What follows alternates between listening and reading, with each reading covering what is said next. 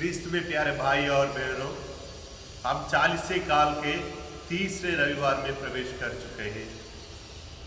आज के पहले पाठ में हमें ईश्वर के 10 आज्ञाओं के बारे में हमने सुना है और दूसरे पाठ में ईश्वर की मूर्खता मनुष्य से अधिक विवेकपूर्ण है और ईश्वर की दुर्बलता मनुष्य से अधिक शक्तिशाली है।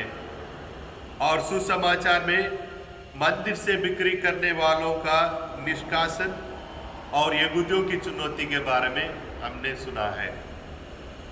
प्रभु यीशु लोगों के साथ यरूशलेम जाते हैं। लोग यरूशलेम इसलिए जाते हैं ताकि वो लोग पास्का पर्व मना सके। प्रभु यीशु यरूशलेम इसलिए जाते हैं ताकि वह अपने आप को पिता परमेश्वर को एक बलि के रूप में चढ़ाने के लिए और अपने आप को प्रभु पिता परमेश्वर को बलि के रूप में चढ़ाने से पहले ही प्रभु अपने पिता से बातचीत करना चाहते थे।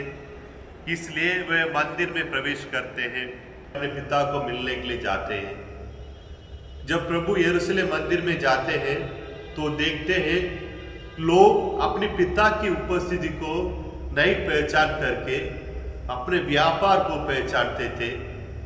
इसलिए लोग जितने भी भक्तजन उस मंदिर में चढ़ावा खरीदने के लिए आते हैं उनको वो लोग बड़े महंगी दाम में उसको बेच देते हैं और वो लोग केवल अपने व्यापार को ही प्रमुखता देते हैं। इसलिए प्रभु उस घटना को देखकर दुखित होकर उनके पास जाकर प्रभु कहते हैं, मेरे पिता के घर को बाजार मत बनाओ। इसलिए प्रभु यीशु उनको उस मंदिर से भगाते हैं बाहर। लोग पिता परमेश्वर की उपस्थिति और प्रभु यीशु की उपस्थिति क्यों नहीं पहचान पाए? क्योंकि आज के पहले पाठ में हमने सुना है मूसा के द्वारा 10 आज्ञाएं हमें दी गई है। लोग केवल उस 10 आज्ञाओं पर गौरव करते हैं। लोग तो मंदिर आते ही थे बल्कि प्रभु की उपस्थिति को भूल जाते थे, अपने व्यापार को बहुत ध्यान देते थे।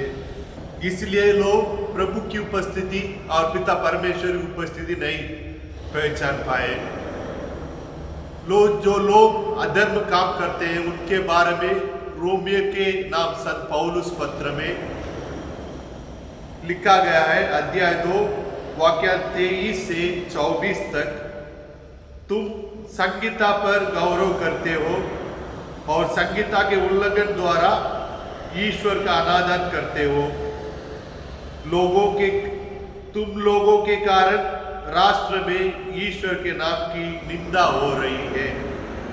तुम लोगों के कारण राष्ट्र में ईश्वर के नाम की निंदा हो रही है। क्रिस्त में प्यारे भाई और बहनों, जब हम प्रभु की उपस्थिति और पिता परमेश्वर की उपस्थिति हम अपने गिरजाघर में जब नहीं महसूस करते हैं तब हम ईश्वर की निंदा करते हैं। इसलिए प्रभु लोगों को अपने पिता के घर से भगा देते हैं। आज हमें यह संदेश मिलता है कि प्रभु का घर का प्यार मुझे खा जाएगा। क्रिस्त में प्यारे आप भाई और बहनों, इसी शब्द को यीशु कहते हैं, मेरे घर का उत्साह मुझे खा जाएगा।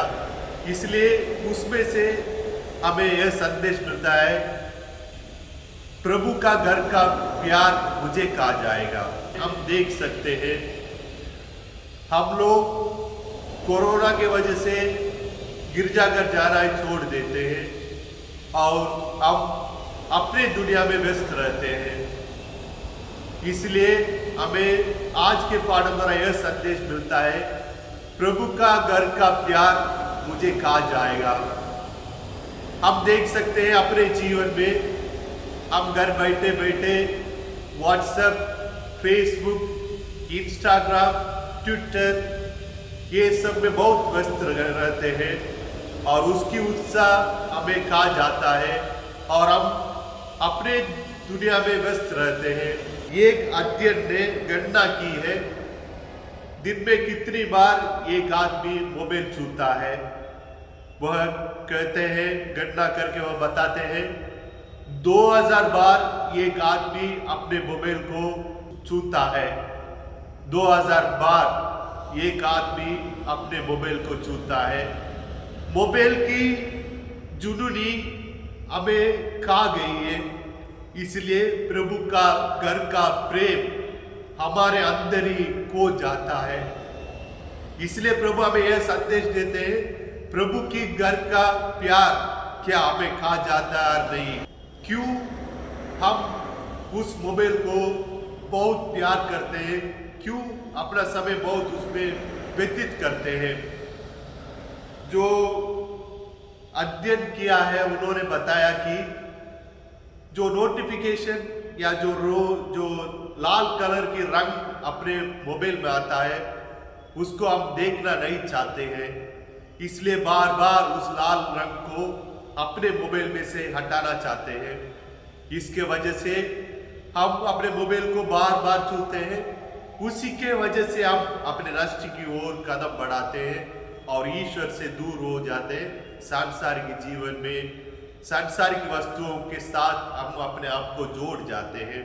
हम अपने मोबाइल में लाल रंग नहीं देखना चाहते हैं, बल्कि हम अपने कुकर्मों के द्वारा प्रभु यीशु को शरीर को चोट पहुंचाते हैं और उस चोट से उनके पूरे शरीर को हम लाल कर देते हैं। क्रिस्त में प्यारे भाई और बहनों, 40 काल ये कृपा की मौसम है, एक आशीष की मौसम है और हमें बदलने की एक मौसम है। हमारे मंदिर रूपी दिलों में प्रभु को प्रवेश दिलाएं और उस प्रभु से प्रार्थना करें, जो भी अधर्म हमारे दिल में है उसको हटाकर, उसको निकालकर प्रभु अपनी पवित्रता से हमें भर दे, ताकि हम पास्का पर्व को सही रूप से मना सकें। आमीन।